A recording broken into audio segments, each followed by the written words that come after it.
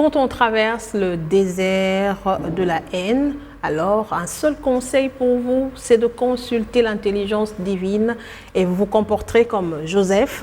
À l'exemple tiré de notre précédente émission qui parlait de vivre l'oasis dans le désert de la haine. Madame, Monsieur, c'est votre émission du désert à l'oasis. Nous sommes là pour un nouveau numéro dans ce grand thème qui est comment vivre l'oasis dans le désert de la vie. Après le désert de la haine, aujourd'hui nous parlons du désert, le désert de la trahison. Et pour en parler, nous avons avec nous encore sur ce plateau, ma docteure Deidrinel Kiswangi qui nous fait le plaisir de revenir encore aujourd'hui. Docteur, bonjour et bienvenue. Bonjour Madame Noëlla, merci. Vous allez très bien. Merci de me faire le privilège de revenir encore sur ce merveilleux plateau du désert à l'oasis. Merci de faire le privilège à nos téléspectateurs et internautes de revoir encore votre très beau sourire. Oh là là, docteur, ça va? Ça me va droit au cœur, merci.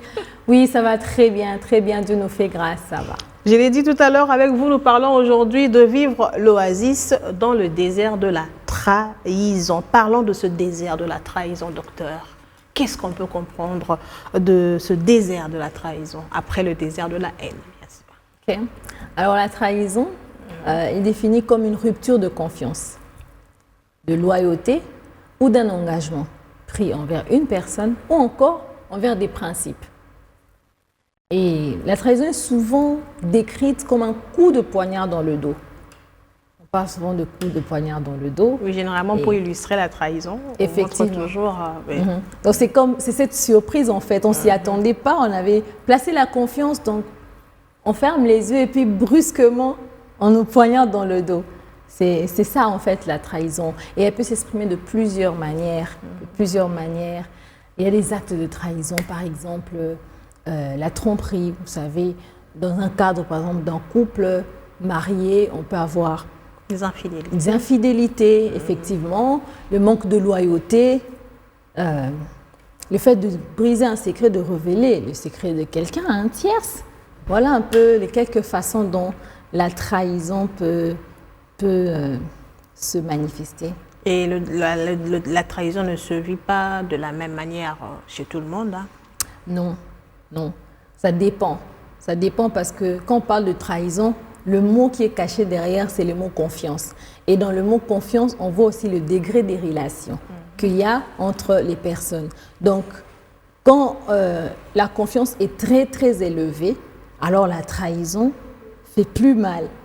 Quand c'est une personne de très proche, vous voyez, la trahison qu'on peut vivre venant d'un frère ou d'un ami, ça fait plus mal que la trahison qui vient d'une simple connaissance ou bien encore la trahison qu'on peut vivre d'un collaborateur, tout ça. Et aussi le contexte, le moment où on vit la trahison. Vous voyez, si la trahison vous tombe dessus à un moment où on a le plus besoin du soutien de cette personne. Imaginez, vous passez par des moments difficiles, vous dites, j'ai au moins tel ami sur qui je peux compter. Et c'est à ce moment-là où au moment où tu comptes le plus sur la personne, et c'est à ce moment-là que tu as le coup de poignard dans le dos. Donc là, l'expérience est plus amère à vivre. Là, nous parlons du vécu du désert de la trahison qui n'est pas le même pour chaque individu. Mais docteur, comment est caractérisée une personne qui vit la trahison? Comment on se sent lorsqu'on est trahi? La grande question. En fait, comment on se sent quand on est trahi? Les scientifiques départagent le processus de la blessure de la trahison en 7 étapes. Donc, la première étape, c'est le choc. Choqué, mais c'est pas possible. C'est pas tel qui peut me faire ça. J'arrive pas à croire qu'il a fait ça. Ça, c'est la première étape. On est choqué, on est blessé, on est déconcerté. Ensuite, vient le déni. On se dit, mais non, c'est pas vrai. Non, c'est pas ça. Sûrement, c'est moi qui interprète mal les faits. On essaie de nier les faits. Et ensuite, bon, on se bat avec. Et pendant ce moment de déni-là, le souci, c'est d'essayer un peu de rejeter l'événement, de rejeter ce choc-là qu'on a reçu. Je me souviens, ça m'est arrivé. Et à cette expérience-là, personnellement, c'est que j'ai vécu ce qu'on appelle en médecine l'anédonie, en fait, l'émoussement affectif. Donc, tu sens que les sentiments sont vagues. Tu ne sais pas si tu es triste, si tu es fatigué. Tu sens rien en fait, tellement que tu es comme perdu. Les chocs sont tellement forts que tu es comme dans un rêve en fait. Tu n'es pas fâché, tu n'es pas triste. En fait, tu ne sais même pas ce que tu es en train de vivre. Tu es comme dans un rêve. C'est ce qui vient juste après le choc de la trahison. Il y a ce déni-là. On est un peu perdu, j'ai l'impression. Il y a ce déni qui essaie de vous sortir un peu de ce que vous avez senti. Mais après, juste après le déni, on passe maintenant à l'obsession. Les pensées commencent à « non, c'est pas vrai ». Ça s'est passé. On essaie de remuer l'événement, tout ça dans la tête. On rumine ça et ça nous effondre. C'est à ces moments-là d'obsession que plusieurs personnes passent par la dépression. Oui, et moi, personnellement, je pense avoir même vécu ça, cette dépression, parce que en fait, je ne revenais pas. Et ça nous arrive. En fait, la plupart des personnes qui passent par un désert de trahison, ils se demandent, mais pourquoi on se pose des questions, on est obsédé par le fait. On essaie c'est vraiment ce qui est arrivé. Et c'est une période effectivement où plusieurs sombrent tout simplement. Après l'obsession, on essaie de se battre en fait pour se débrouiller, à sortir de ce trou noir. Et c'est là qu'on marchande. Quatrième étape, c'est le marchandage. On commence à se dire, non, sûrement, ce n'était pas l'intention. L'intention, ce n'était pas de trahir. On essaye, dans notre psychologie, de diluer un peu les faits pour essayer d'atténuer ces désastres-là à l'intérieur de nous. Et c'est là le processus, petit à petit, vers la guérison. On va vivre le deuil. Finalement, on va se dire, OK, jusqu'à quand je vais faire la forte, jusqu'à quand je vais faire le fort, jusqu'à quand je vais essayer de réfléchir sur ça, jusqu'à quand, bon, finalement, j'ai été trahi. Passons à autre chose.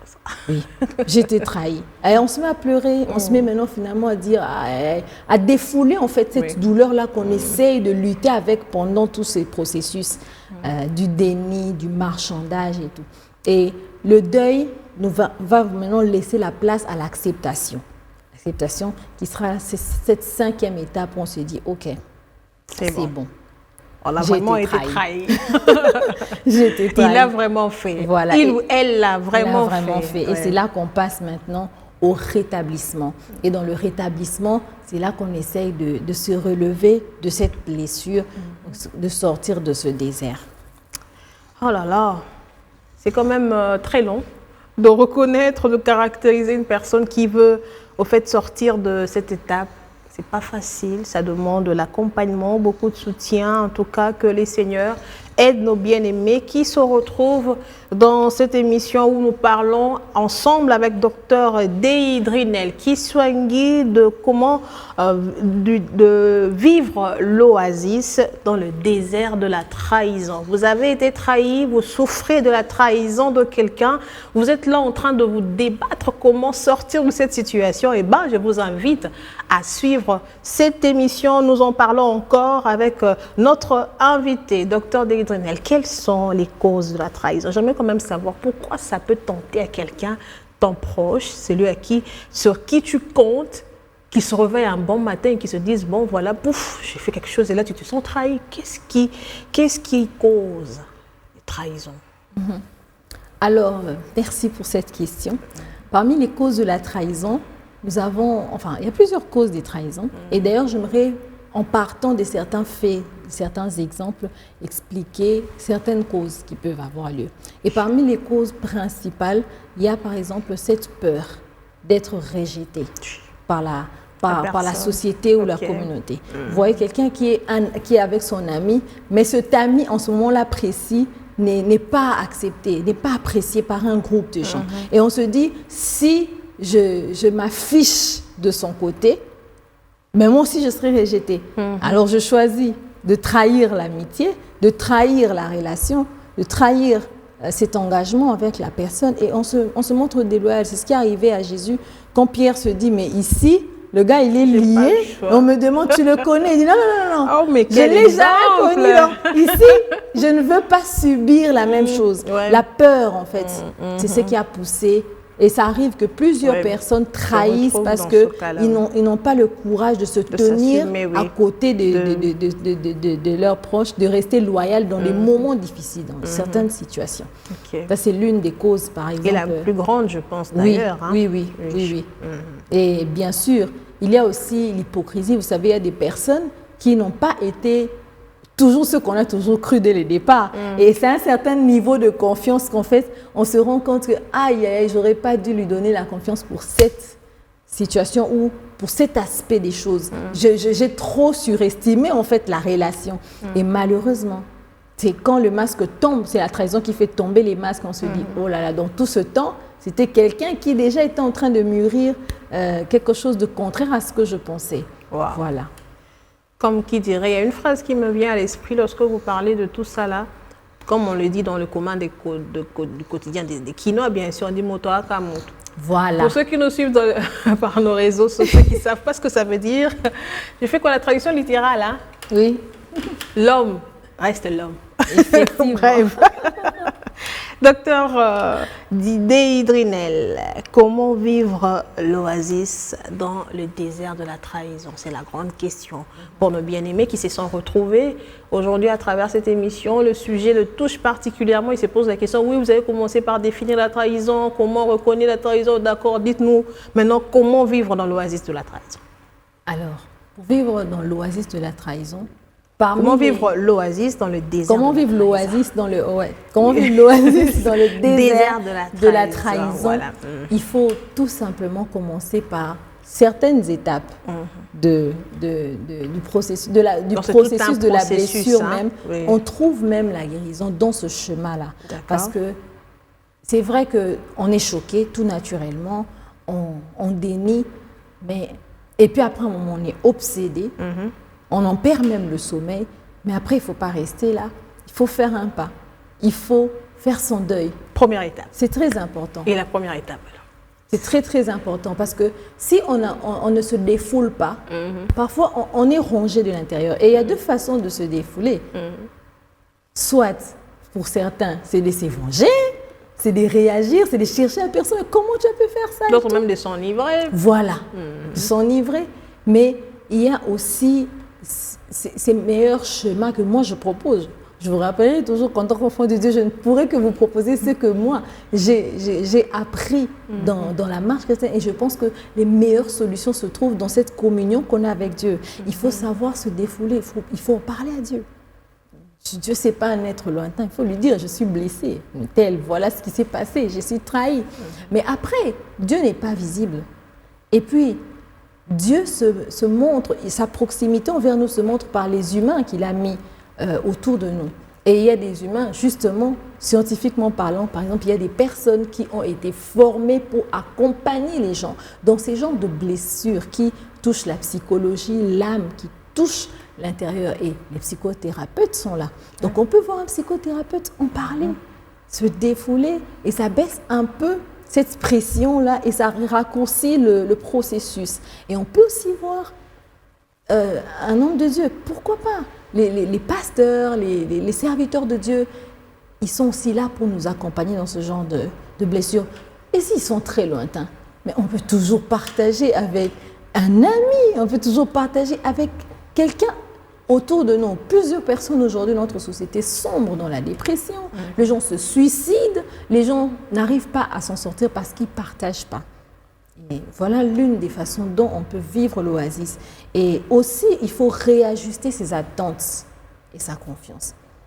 Et Dieu, il utilise très bien le désert de la trahison parfois pour nous ramener à lui. La Bible dit dans Osée 2,16, je l'attirerai dans les déserts et là je parle à son cœur. Et comment Dieu peut t'attirer dans le désert? Parfois il peut utiliser une trahison. Il dit, mais je vois que tu t'appuies trop sur les hommes. Tu es trop dépendant des hommes. Oh non, j'ai celui-ci, ta confiance. Au moins j'ai tel, je sais que ça va aller. Alors Dieu peut briser ça.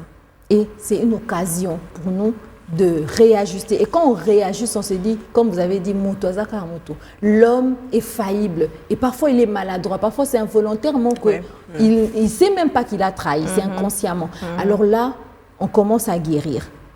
Parce qu'on se dit, bon, c'est un humain. Et ça nous donne la force à guérir. Effectivement. Et ça nous donne la force de pardonner, la force de même donner, parce que c'est difficile de redonner confiance après une trahison. Oui, mais tout quand on à arrive fait. à réajuster la définition même de l'amour, on ne s'attend plus, on donne plus notre confiance nécessairement parce que on sait qu'on ne sera jamais trahi. Mais comme on sait qu'on sera trahi, il y a des marges. Oui. Et il y a aussi, on est sage, on sait gérer ce qu'on confie, ce qu'on ne confie pas, à qui on se confie, à qui on ne se confie pas. Et là, on entre dans ce processus. En tout cas, ceux qui se sont retrouvés qui traversent au fait cette situation, trouvent quand même des pistes de solutions, je pense. J'ai retenu qu'il faut parler à Dieu. Vous traversez un moment de trahison, vous vous sentez déprimé, vous ne savez plus où donner votre attention, votre cœur, vous ne savez plus à qui parler aujourd'hui. Par cette émission, on vous dit qu'il faut parler à Dieu. Parler à Dieu, parler aussi aux spécialistes, ces personnes-là qui peuvent vous aider à éviter, surtout à éviter le pire. Beaucoup de sagesse, surtout, n'est pas trop attendre de l'humain. Attention, hein. Attention, il ne faudrait plus retomber dans les mêmes erreurs. Voilà un peu, docteur Deidrenel, en conclusion, qu'est-ce qu'on peut retenir de cette émission Vivre l'Oasis dans le désert de la trahison? Alors, merci beaucoup, Madame Noëlla. Alors que nous sommes en train de conclure, j'aimerais justement insister sur le fait que Dieu peut utiliser la trahison pour ôter l'appui fragile. L'humain s'appuie sur un appui fragile. Il place sa confiance sur quelque chose qui n'est pas certain. Alors Dieu veut que nous puissions nous appuyer sur lui, que notre confiance soit totalement basée sur lui et qu'il soit la seule relation de laquelle on ne s'attend jamais au pire. Et quand on est comme ça préparé, on sort du désert de la trahison avec une force d'affronter la suite de la vie sans crainte d'être brisé à nouveau. Il y a quelqu'un qui nous suit, certainement, qui nous dit « Docteur, c'est facile à dire, c'est facile à dire, hein, difficile à faire. » Je sais que peut-être avec la force humaine, ça ne sera pas facile à faire, mais par la grâce de Dieu, c'est facile, c'est possible. Ce n'est pas facile peut-être, mais c'est possible de le faire. Alors, on va vous recommander à la grâce de Dieu, ensemble avec le docteur, pour que vous soyez à mesure de surmonter cette épreuve difficile, que vous soyez en mesure de croire encore en Dieu, mais aussi parce qu'autour de vous, il n'y a pas seulement des mauvaises personnes, mais il y en a aussi des bonnes personnes qui peuvent vous aider à surmonter cela, à croire aussi en ces personnes. On va prier pour vous avec le docteur pour que la grâce de Dieu vous localise. Est-ce qu'on peut prier, docteur? Bien sûr qu'on peut prier. Alors que je veux prier, je vais aussi profiter pour dire à quelqu'un ici qui n'a jamais donné sa vie à Jésus. C'est une belle occasion. Vous savez, c'est le seul ami qui ne peut jamais te trahir. Alors que je prie, j'aimerais, Seigneur, te demander, pour tous ceux qui nous suivent aujourd'hui et pour nous-mêmes, donne-nous la sagesse afin de garder nos cœurs. Apprends-nous, Seigneur, à marcher avec toi, très cher Saint-Esprit, afin que nous sachions comment décider à qui et quand partager certains secrets, sur qui compter, avec qui collaborer pour éviter des trahisons. Et pour ceux et celles qui sont tombés dans la trahison, Éternel, je prie que tu donnes la force de sortir de cette blessure, que ta lumière vienne pour les rétablir et donne encore la force et l'amour pour continuer à faire confiance et à passer à autre chose. Nous prions avec foi dans le nom de Jésus. Amen. Amen. Amen. Du désert à l'oasis, madame, monsieur, c'est fini pour aujourd'hui, mais notre émission est à voir et à revoir encore et encore à partager sur notre chaîne YouTube African Enterprise DRC. Laissez-nous vos messages, vos témoignages, nous ferons le plaisir de vous répondre. Si aujourd'hui, par cette émission, vous avez reçu Jésus dans votre cœur, écrivez-nous. Nous ferons le plaisir de vous accompagner dans cette nouvelle vie. On se retrouve très bientôt pour une nouvelle émission et que Dieu vous bénisse.